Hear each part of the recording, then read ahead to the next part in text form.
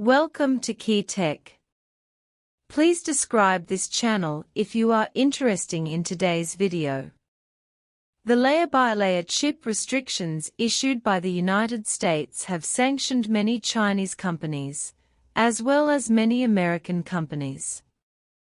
Because in the mainland market, many American companies occupy a considerable share, such as Qualcomm, Nvidia, AMD, and other companies.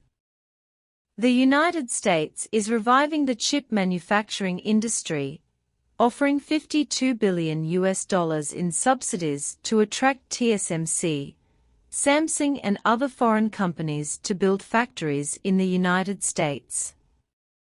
If the U.S. chip manufacturing industry succeeds in its rise, it will become a key global chip manufacturing base. But I don't know if the United States has ever thought about who should sell the chips it makes. The United States continues to restrict the export of chips to China.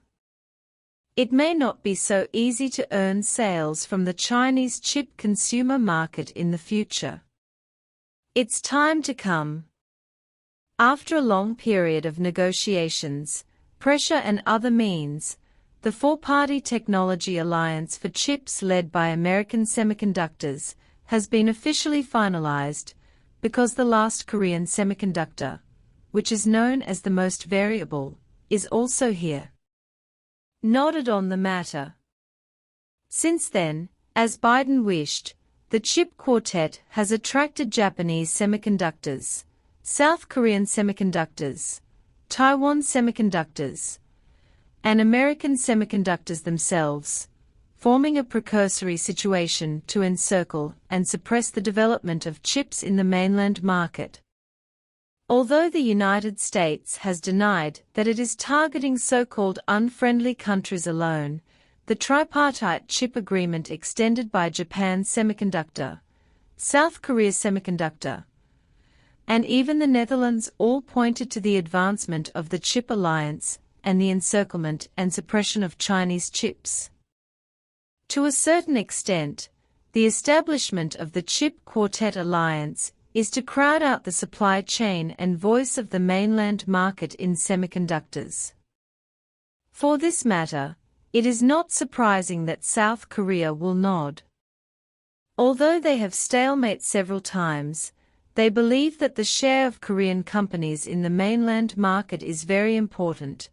But then the United States gave Samsung and SK Hynix another one-year exemption period, and at the same time, the share of Korean companies in the mainland market has declined.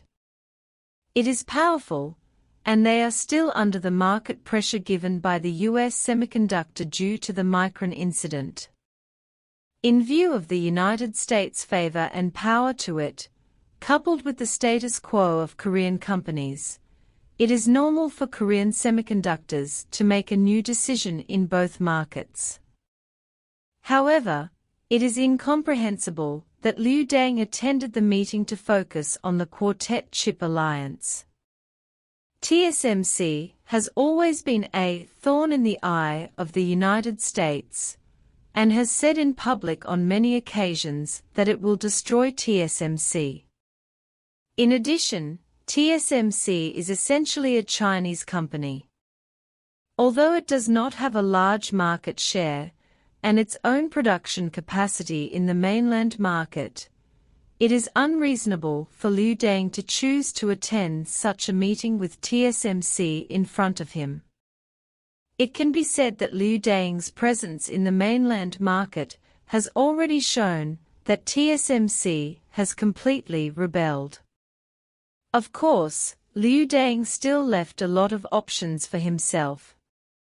Regarding the attendance at the meeting, TSMC internally stated that this is to further discuss investment and business development plans in Japan. These remarks make it impossible to find mistakes. After all, the leader of the meeting is Japanese Semiconductor, and TSMC itself has established a joint venture factory in Japan. At the same time, TSMC has previously announced that it will expand production capacity again in the Japanese semiconductor market. It can be seen from this that Liu Deng is saving his voice and share in the mainland market, and he is unwilling to completely offend the mainland market. What's interesting is that Biden also left TSMC a way out, because he gave up trying to contain China chip. According to public data, they did not mention crowding out the mainland market supply chain during the meeting, nor did they discuss any chip restrictions on the mainland market. Of course, it's not that they don't want to, but that there is a problem they need to solve more, that is, the stability of their internal chip supply. To put it bluntly, the alliance itself is not stable enough. On the one hand, Korean semiconductors are hesitant and cannot change the importance of the mainland market to Korean companies. Under such circumstances, Korean semiconductors may still change their attitudes again. On the other hand, Japanese semiconductors themselves are full of ambitions, and they have progressed to the introduction of the first EUV lithography machine in chasing 2nm chips. And they are obviously unwilling to give American semiconductors any chance to lead. The most important thing is TSMC, whose identity is really embarrassing. At the same time, there is too much dissatisfaction within the US semiconductor industry regarding the restrictions on the mainland market. Not long ago, the American Semiconductor Association came forward to support US companies, and even stated that US companies in the mainland market must enter. Under such circumstances, even if Biden wants to modify the chip rules again, it is not an appropriate time to expand the scope of restrictions.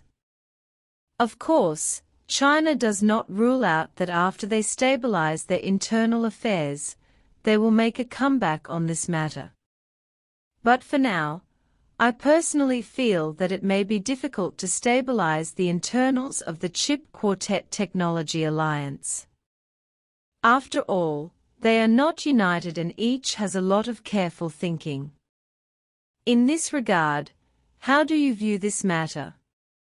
Will the development of semiconductors in the mainland market really become a dark moment, driven by the chip quartet technology alliance?